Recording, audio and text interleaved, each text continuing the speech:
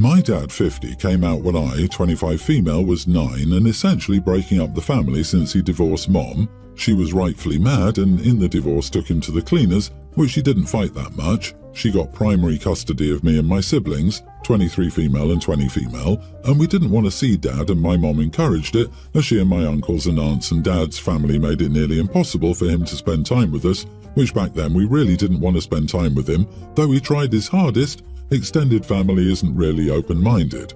We had a strange relationship backed up by many of my mom's mean comments about him. It became worse when he introduced us to his then boyfriend, now husband, Seth, 50 male, 2 years after the divorce. I really didn't like Seth since I saw him as a confirmation that my parents' marriage was dead. I was really rude to him to the point he stopped coming over their house whenever we visited. This stopped when they got married, and my dad basically told me that if I didn't respect his husband, I wasn't welcome to his house, which further strained our relationship, and I stopped going to his house entirely.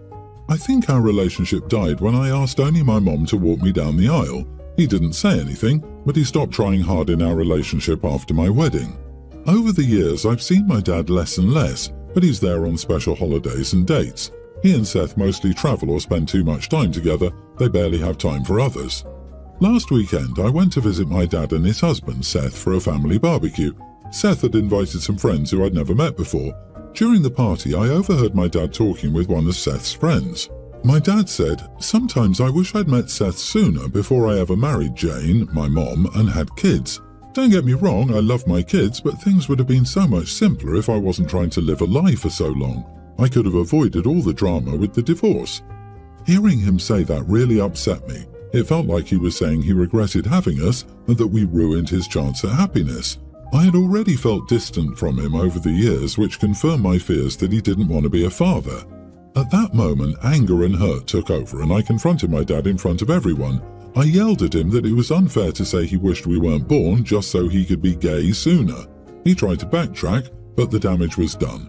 I stormed out and haven't spoken to him since. My siblings are on my side and have had low contact with him. He's been calling non-stop, apologizing and saying he didn't mean it. Seth recently texted me calling me childish and saying that me and my family are rude people who are just mad and bitter. My dad finally found happiness, and now the text is making me doubt my reaction. Am I the idiot? Answer this, OP. Would he have said this if you and your family hadn't been making his life a living nightmare after coming out? Wouldn't you agree life would have been easier for him, and you, by the way, if you'd gotten along after the divorce? I cannot imagine the burden of having my kids hate me for something that is out of my control. Yeah, OP admits to keeping her distance from her father on purpose, for allowing the estrangement to continue, even after she was an adult and could have reconnected. She excluded him on her wedding day. OP, you can't demand unconditional love from a parent whom you've pushed away and alienated every chance you got. At some point, people have the right to give up on you and live their best life without you. No kidding. Why does a person want to spend more time with people who mentally and emotionally abuse him? And OP is trying to compare decades of neglect and abuse to one single comment during a moment of honest catharsis. Like OP wants everyone to dwell on one comment of her father's to overlook their entire family's decades of abuse. I'm glad that poor guy found love. He deserves it. This chick hasn't understood that her father is a person too, and his journey has also been complicated. Like, seriously, grow up and get over your stuff. Jeez, you are the idiot.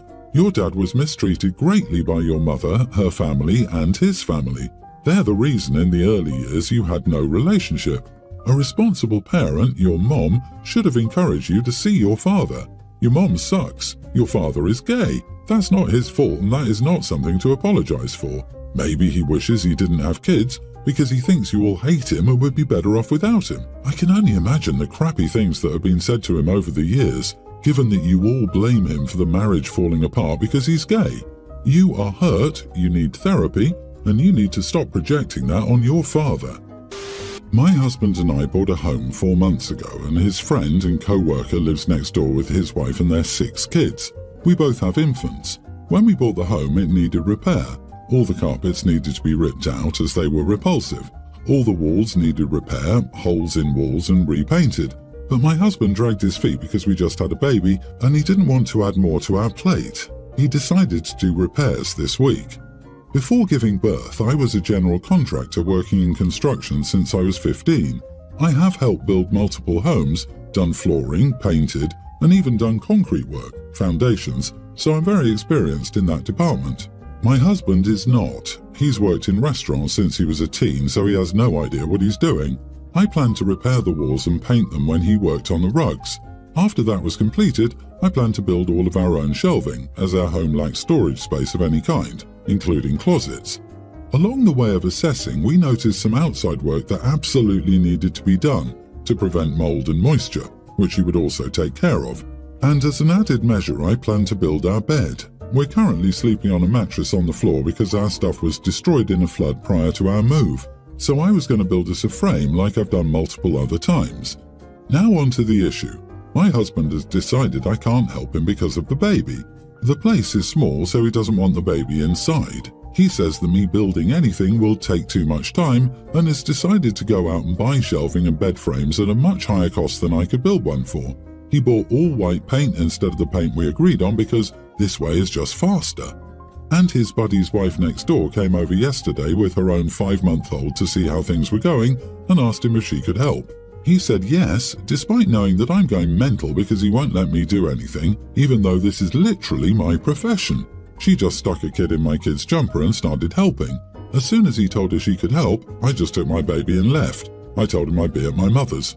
He's now upset with me because I don't understand that he's just trying to get this done. So I commented on the fact that he should have let me help him, but instead he allowed his buddy's wife to do something I should have been doing in the first place. He says I'm overreacting because I know why he didn't want me helping, but if they don't care that their kid is around it, then that's a them problem. I don't even want to go back now. I'm so disgusted that he's even letting her help, knowing that I'm already angry that he won't let me do anything. Am I the idiot? Sounds to me like your husband has some weird gender role hang-up. You are not the idiot. I think his manhood is threatened by your ability to do traditional male tasks, and he wants to keep you in a female childcare role. I wouldn't want to go back either.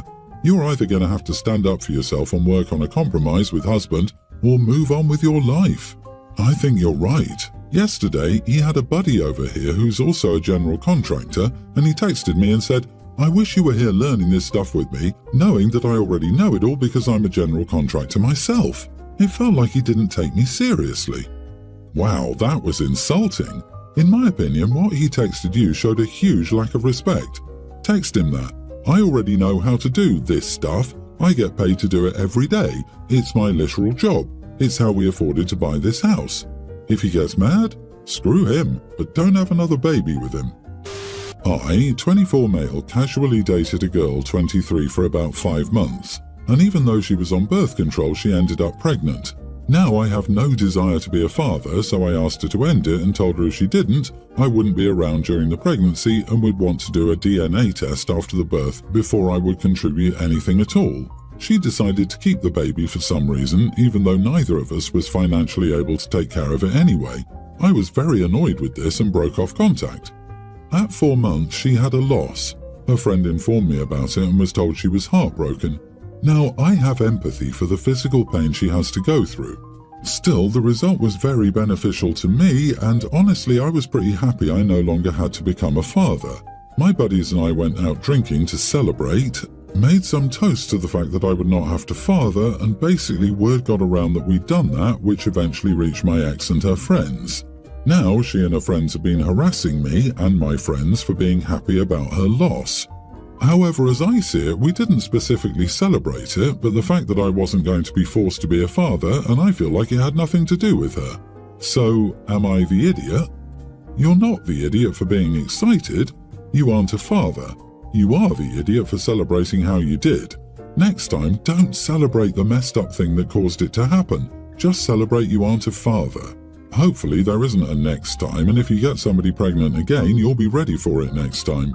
Also, just for the record, there are a ton of contraceptives outside of birth control. It's not just on the woman to use contraceptives if you don't want kids, lol.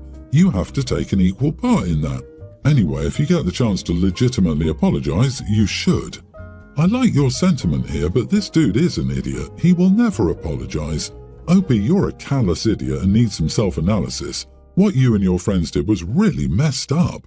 You don't have empathy for this woman, or you would have privately gathered with your friends to drink and raise a toast. It sounds like you're an idiot beforehand, so the good news is that nothing's changed. Your ex is mourning a baby she wanted, a child that was growing inside her that she loved, and you went out and celebrated the death of said baby. She ended up pregnant? What? You had nothing to do with it, it just magically happened? Poof, pregnant.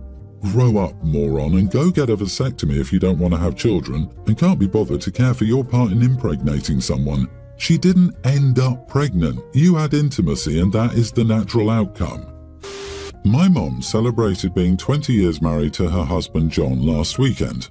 They were throwing a party for all their friends and family to celebrate. My family and I were supposed to go, but I had to tell them we wouldn't make it a few days beforehand because 2 of my children were sick. We live in another state, so we had to travel to be there, and there was no way that was happening when I had 2 sick kids. My mom told me not to say I wouldn't be there and to wait and see how things worked out that Saturday because maybe everyone would all be better and we could still drive out and make it. But the kids were still sick. Our youngest was worse and was hospitalized later that night while the party was ongoing. Thankfully, we got him home Sunday, but it was a lot. My mom called me yesterday to ask why I hadn't found a way to make it work. She told me she would have thought celebrating my parents' 20-year wedding anniversary would have been my number 1 priority. I told her it wasn't my number 1 priority, my children were. She told me of course, but she would still imagine I would make it a priority to celebrate my parents' marriage. I told her not in those circumstances. She said celebrating your parents is supposed to be a good thing. I pointed out to her that it was not my parents' anniversary because she'd never told me about her and my dad's wedding anniversary. He died when I was only 6. And that while her husband is a great guy and I get along fine with him, she can't keep acting like her marriage to my dad and my dad didn't exist. For context, I said this to my mom because after my dad died when I was 6, she stopped talking about him. She never wanted me to ask about him. And when she got remarried, she wanted me to take her husband's last name and agree to be adopted. She pushed the narrative that he was now my dad and that it was disrespectful to her husband and the life they were building to mention my dad again. She would talk about her husband being her only love, her true love, and how he gave her all her kids. She erased my dad and she argued with her own family from time to time when they would mention dad. Her family said she and my dad adored each other while he was alive and they couldn't understand it. My mom's husband honestly didn't care about me talking about my dad, or mom for that matter, but mom refused. She was upset when I used a female version of my dad's name for my daughter. She was upset that my wife and I had a photo of dad at our wedding. She really wants everyone to forget about him and focus on her current marriage.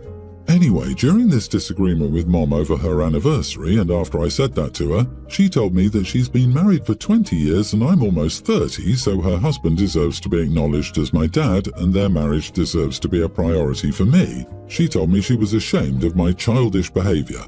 Am I the idiot? Not the idiot. Your children come first, that's obvious. There is something off about your mother which was apparent even before you described how she'd erased your bio-father from existence. No caring grandparent would insist you prioritize her celebration over a child's health, especially if they've been hospitalized. She is definitely the idiot here. I love how she says OP is being childish while throwing a temper tantrum about OP not going to her party because his kids were sick.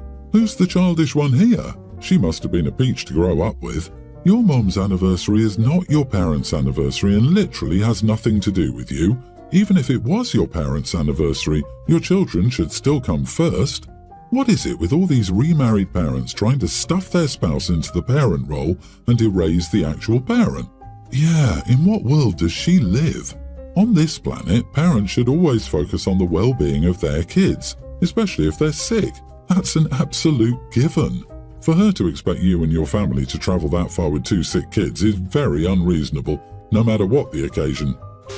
My wife and I have separate money. It's something we've always done, and for the most part it works out. We make about the same and have a 50-50 split. Same thing with chores. My main issue is that I spend so much on her and she rarely does the same. My biggest thing is going on dates. It's good for both of us, but over time it's put a sour taste in my mouth that I have to plan them all and pay for all of them. I've explained this before to her. This month I asked her to take me out for once. She planned a date at a nice restaurant. Overall, it was a lovely night, and when the check came, she didn't pick it up.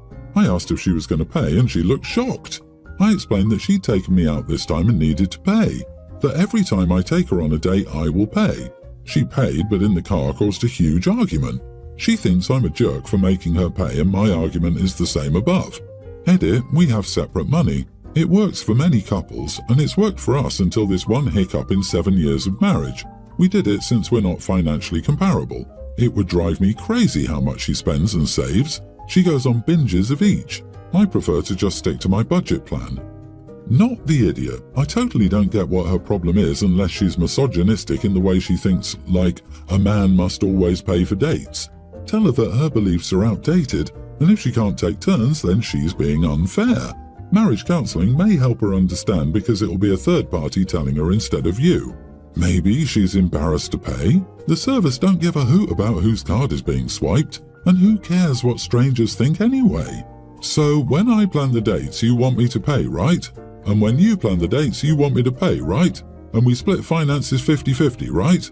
Your wife is giving me my money is my money and your money is my money vibes. This is so crazy to me in marriage, but each to their own. If you're married, I don't understand not having a joint card you can use for joint activities like dinner. Then each person would pay an equal portion of the bill. Why not contribute an equal amount weekly to a date fund and use that when you go out? You'll know it's split 50-50 and you'll stop ruining date night over money arguments. Dude, wake up. Keeping money separate never actually worked for you. You ignored the problem until you finally said, hey, this is unfair. You need to pay your fair share. And she told you to suck it. When you say it worked for you, all I can say is ignorance is bliss.